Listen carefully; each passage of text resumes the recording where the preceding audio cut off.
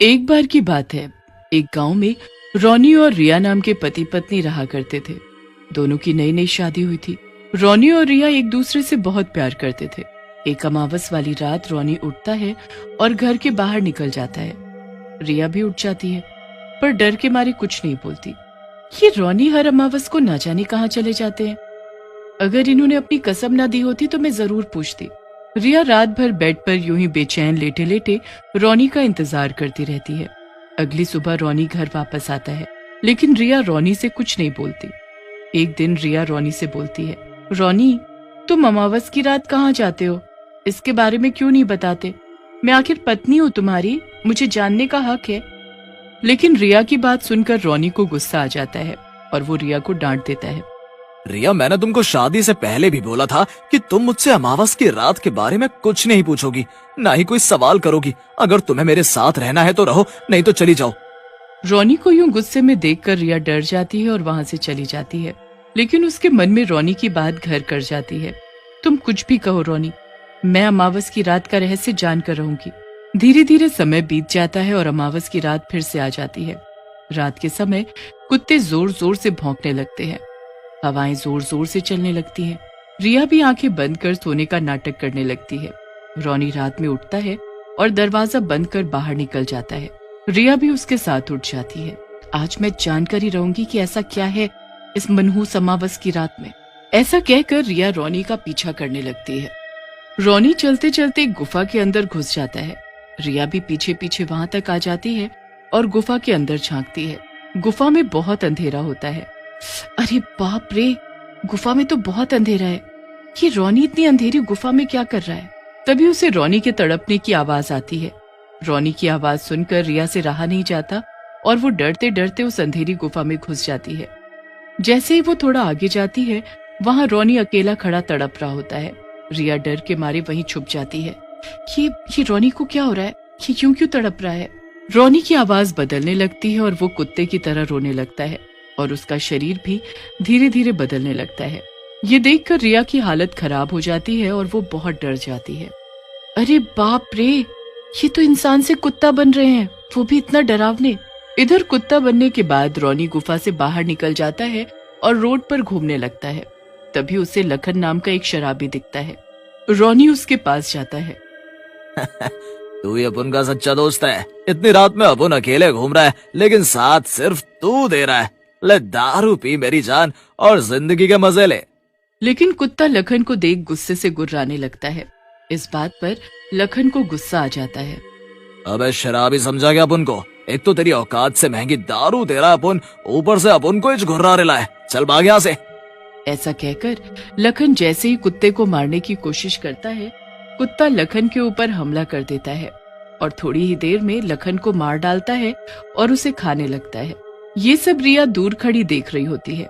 ये सब देखकर रिया घबरा जाती है और घर जाकर सो जाती है। अगली सुबह रोनी वापस घर आता है, लेकिन रिया उससे दूर दूर रहती है। रोनी उसके पास जाता है और बोलता है, क्या हुआ मेरे सपनों की रानी को? क्यों भाग रही है मुझसे दूर? बताओ, इस बंदे का क्या कसूर? लेकिन रिया रोनी को कुछ नहीं बोलती। लेकिन रिया का डर मन से नहीं जाता और अमावस की रात फिर से आ जाती है और रोनी हर बार की तरह घर से बाहर निकल जाता है। हे भगवान, लगता है आज फिर कोई मरेगा। ये सब मेरे रोनी के साथ ही क्यों हो रहा है? क्या है ये सब? मुझे ही कुछ करना होगा। उधर हर अमावस के बाद मिल रही लोगों की कटी फटी और खाई हुई लाशों से गांव वाले बहुत घबरा जाते हैं। एक दिन रिया टीवी देख रही होती है, तभी उसे टीवी में भी वही सब दिखता है। टीवी पर का पत्रकार बोल रहा होता है, चैन से सोना है तो हमारा चैनल देखिए। एक शैतान जो हर अमावस को मारता है गांव वालों को और फिर खा जाता है उनका सर। कौन है ये? इसे ढूंढ कर रहेगा हमारा चैनल वंडर ऑफ स्टोरीज। ये न्यूज देखकर रिया घबरा जाती है और बोलती है, हे भगवान, ये तो वंडर ऑफ स्टोरीज चैनल पर भी आ गया।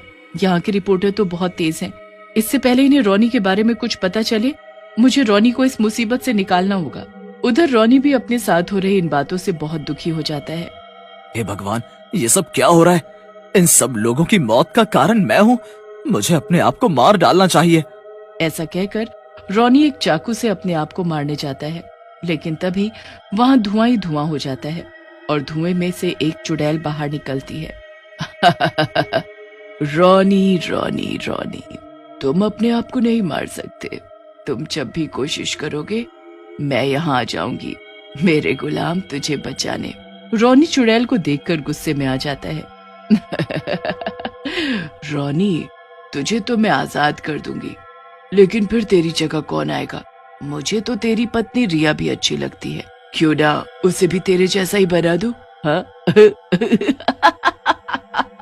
रिया का नाम लेते ही रॉनी घबरा जाता है और चुड़ैल से बोलता है, नहीं नहीं, तुम रिया को कुछ नहीं करोगी, वो मेरी पत्नी है, मैं उससे बहुत प्यार करता हूँ, तुम जैसा कहोगी मैं वैसा ही करूंगा।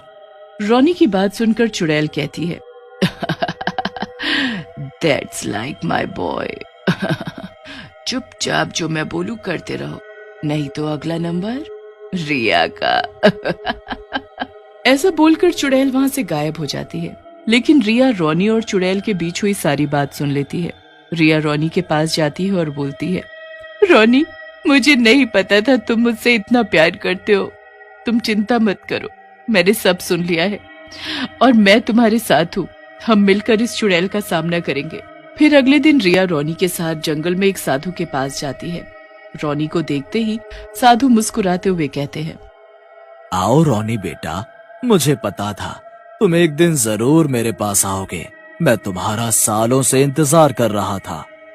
साधु की बात सुनकर रिया और रॉनी हैरान रह जाते हैं। रिया साधु से बोलती है, सालों से बाबा, क्या आप हमारे बारे में जानते हैं? आप क्यों इंतजार कर रहे थे? रिया बेटा, सिर्फ इस जन्म ही क्या, मैं तुम्हारे हर जन्म के बारे में जानता हूँ, और ये भी कि तुम इस जन्म में रॉनी के कुत्ते बनने से दुखी हो। साधु की बात सुनकर रॉनी साधु के पैरों में गिर जाता है और बोलता है, बाबा मुझे बचा लो, वो चुड़ैल न जाने कहां से आ गई और मुझे कुत्ता बना दिया है।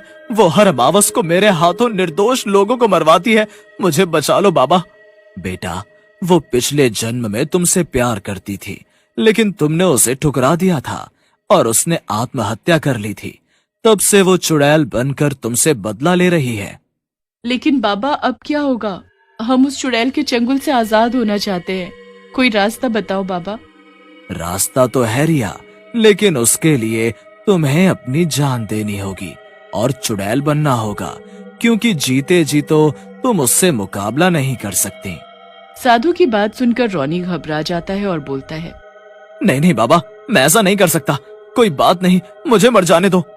तभी वहाँ धुआं धुआं हो जाता है और चुड़ैल वहाँ आ जाती है। तुम इस बुढ़े से मदद लेने आए हो? कुछ नहीं कर सकता ये पाखंडी बुढ़ा। आज तेरी रिया तो गई रॉनी।